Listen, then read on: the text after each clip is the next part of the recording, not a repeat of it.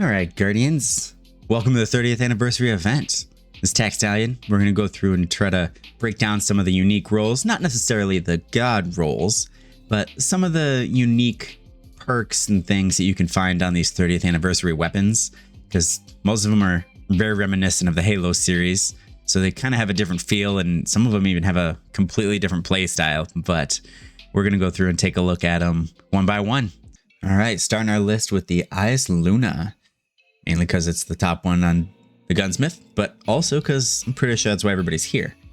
So it is 140 round hand cannon, adaptive frame. You're looking at some interesting perks over here, like the new one, Perpetual Motion. So this one reads, this weapon gains stability, handling, and reload speed while the wielder is in motion. So like strafing when you're in a gunfight. If you wanted to pair that with moving target, I think they stack. So that would be a pretty interesting combo to get some consistency, some hits. It's not flashy. It's not going to get you a 2-tap, but it is going to be consistent. If you did want something flashy, this one does come with the Outlaw kill clip. So you could even throw in a Harmony for a bigger boost to damage if you are hot swapping. Sniper rifle kills, but as always, the range is a pretty solid masterwork. You could probably go with a stability, but my pick is still the ricochet rounds, and the sure shot is always a nice addition.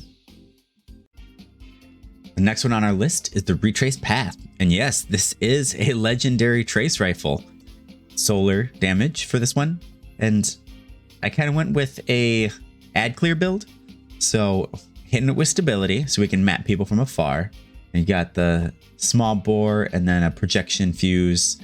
But the new one that we're looking at here is the golden Tricorn.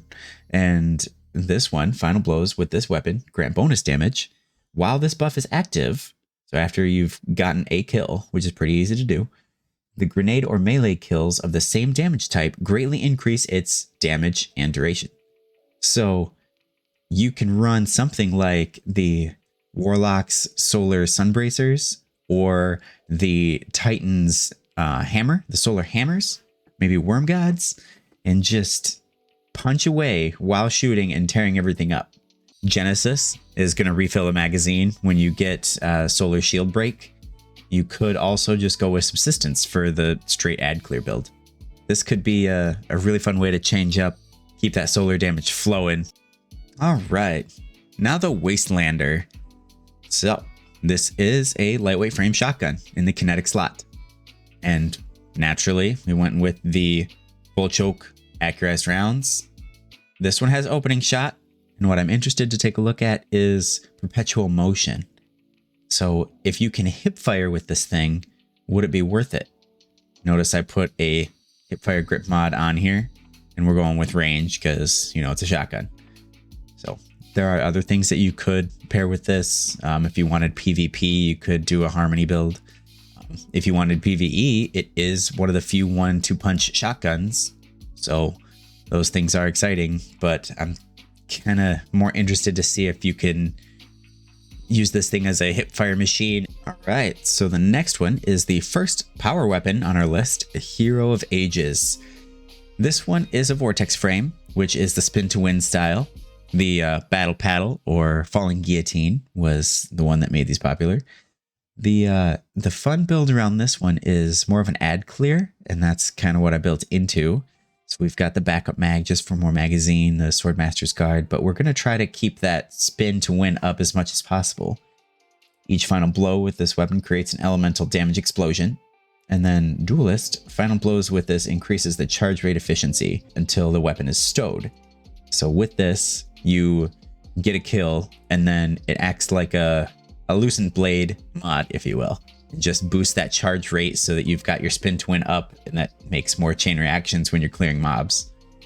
Something interesting that I found on it is if you paired chain reaction with Unrelenting, this kind of keeps your health up. So if you're in, I don't know, like the Thrall way, and you just like to have fun messing with Thrall, you're very, very hard to kill because you're just going to keep regenerating that health.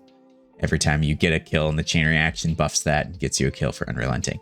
So it's an interesting one. Probably the number 2 reason why everybody's here, the Matador 64. This was that shotgun that if you didn't have, you were just playing at a handicap. So it's a precision frame. In Destiny 2, you went with the tried and trues with the full choke, the accurized rounds. And then I made some interesting choices. So the perpetual motion, again, wanted to see if you could get an easy hip fire with it. This weapon grants bonus stability, handling, and reload speed while the wielder is in motion. Then an opening shot. So you're really trying to push that out as far as possible. You see here, and we've got an 8.6 is the meters on this thing with a hipfire grip and a range masterwork. You do have other options in your third column. There's a lot of good choices. The new and improved pulse monitor. This activates at 38 shield, so automatically reloads the weapon and improves handling when wounded. Handling would be nice. It's even when it's stowed. So if you're losing a gunfight and you're trying to get in close, you close the gap and you switch quick to your shotgun. That's going to be a pretty beefy swap speed. The other one that you could do is a threat detector. That's another really quick swap speed, but I think technically pulse monitor is better now that it activates on shield. But threat detector, it activates, through walls and things. It lets you know when people are near you so you can get ready and prep and plan. So, as far as the last column, the damage perks, you could run a harmony, but I'm still going with an opening shot just because I like to have that increased range.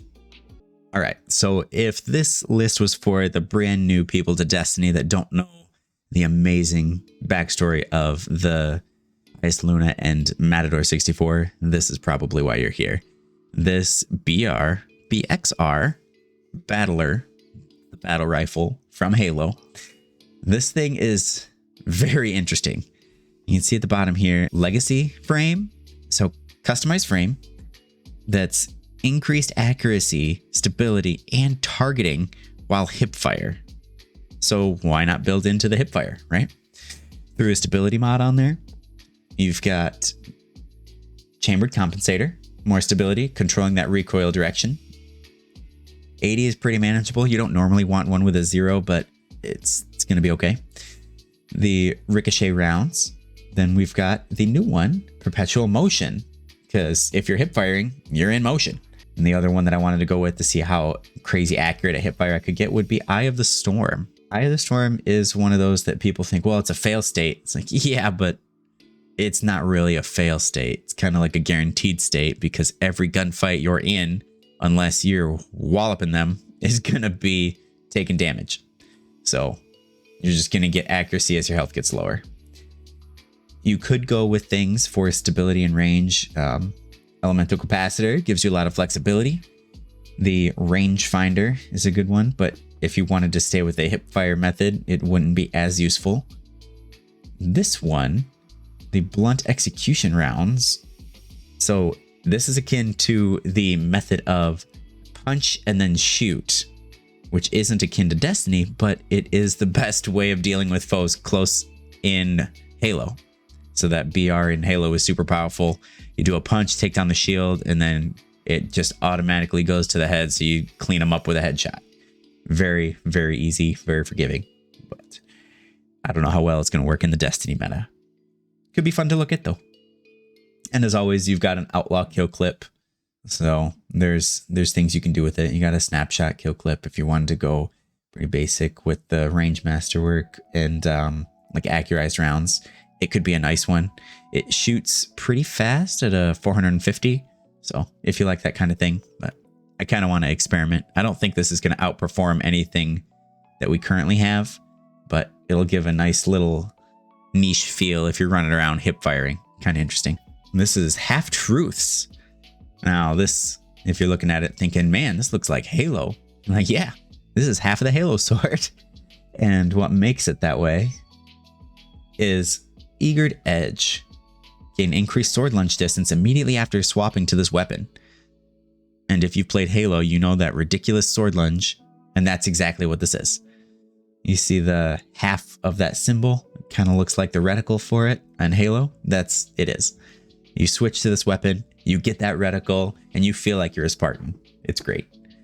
So things that I wanted to run with this is, again, kind of a movement tool.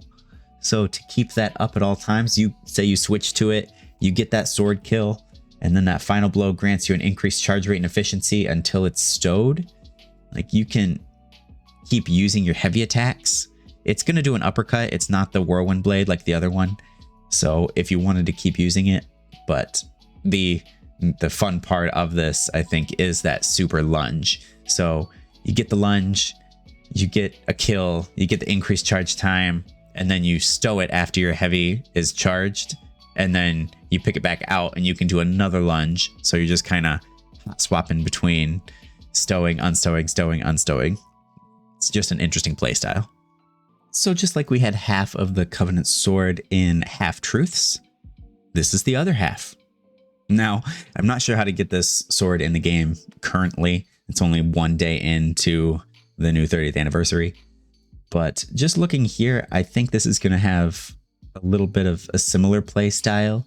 I don't think these are going to out DPS other things like the Battle Paddle or any of the other heavy hitting swords. The Eager Edge is still here. You've got Frenzy, Vorpal, Whirlwind, Surrounded. You do have that Duelist Trance. So if you wanted to go with a Duelist Trance that keeps your charge rate up, and then maybe a Whirlwind Blade to try to keep hitting enemies, or even just a Vorpal weapon. These Vorpal weapon did get a nerf, so I believe it's a 5% buff for heavy weapons, whereas Frenzy is still the 15. So if you're trying to maximize the damage of this thing, Duelist Trance and Frenzy, if you wanted to keep that sword ammo, the Relentless Strike, Whirlwind, or Frenzy would do well. I kind of maxed it for more of a fun build, the utility of it to get that Eager Edge, because like I said, I don't think this is going to out damage any of the other swords. It's just going to be a fun utility and a fun change up. All right, so we got another GL. This is a kinetic. And we've got Pardon Our Dust, which isn't just an error code anymore, but we're going to go with the kind of the PvE build for this / PvP. So yeah, it can interchange. We're going to go with a blast radius to buff it up, the quick launch. This one's going to have spike grenades just because if you get a direct hit, then you're going to do a lot more damage. This is more of the PvE build. You could run it with blinding nades, but I don't think I would use auto loading and Vorpal with blinding nades. Definitely trying to do some damage with spike grenades with auto loading and Vorpal. If you're going into PvP, proxy nades, you can still use a pulse monitor. That would probably be really good. And then something like Vorpal or I don't know, Rampage. But that being said, there are other options throughout this, like if you're trying to go, hip fire and keep it moving, the perpetual motion and like a wellspring, because this does give you a buff to reload, so that would be decent. But I think if you're doing that, trying to build abilities, the wave frames, Deafening Whisper would be a much better choice, but it's not kinetic, so that is up to you. You can always put a boss spec on it or a minor spec, depending on what you're targeting in PvE. I think the quick access sling is still a good option for PvP. Maybe even try a hipfire grip. But yeah, that's the Pardon Our Dust. And the last one on the list is the 1,000-Yard Stare. This is another one that came from the D1 era. Now, I'm not a sniper main, but I do see some tried and trues on here. You want to go with range masterwork, targeting mod, and the full range loadout with hammer forged and accurized. Quick draw snapshot. Can't get mad at that. This is a 44 zoom, so it's lower than the 50s. So it's gonna be a little hurt in the range department and kind of that target acquisition, but not entirely. Some people really like a lower zoom. So this is pretty low. It's not 40, but it's pretty low. Other things you could try to do, the perpetual motion and moving target. So if you're hard scoping a lane trying to strafe, these two can work together if you're aiming down sights. Something else would be like a firmly planted and maybe the snapshot. So if you're doing like a slide, but as far as like a PvE, I don't think anything here is going to be relevant for you. There's a lot of other snipers that are just going to do it better. Yes, you have a triple tap and a dragonfly, but not that exciting. So I think this one's geared towards PvP, and it does have a low zoom, but if you're used to the 50s and you really like things like that, then it's going to throw you off a bit, but still going to be a great sniper. It's got quick draw snapshot. So how can you go wrong with that, right? And there we go. Those are the 10 weapons we have for the 30th anniversary event. Happy grinding. If you guys haven't started, there's a lot of things to look forward to. I don't want to spoil anything, but it is a lot of fun. The Days of Eternity is definitely a fun kind of 6-player activity. It doesn't feel like it's a forced thing like the other ones were, but it is mostly akin to the Menagerie. So, and I had the most fun with that, where they change it up. If you guys get to do the dungeon, there are some cool things that drop from the dungeon. So enjoy that, the Grasp of Avarice. Overall, I think this is a really nice event, and we're going to have a lot of fun with these weapons. It's going to change up the meta. I didn't go over the exotics. Obviously, there's Gallowhorn that everybody knows about, but the Forerunner is a new sidearm that is out, and that's very easy to get. You get it through Xur. You got to do some of the treasure horse bounties in the Dares of Eternity, but I'm going to let other people go over those because that's a more in-depth thing. I just wanted to cover the random rolls you could get with the legendary weapons, because they are a lot of fun. It feels like Halo, and it's really, really interesting to see how they took the completely different games and play styles, the TTKs, kind of merged them together.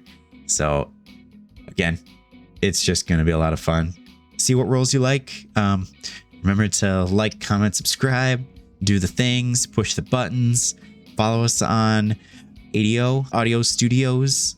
We're very interested in hearing your feedback. So we appreciate you guys. Leave us comments. Thanks. Peace.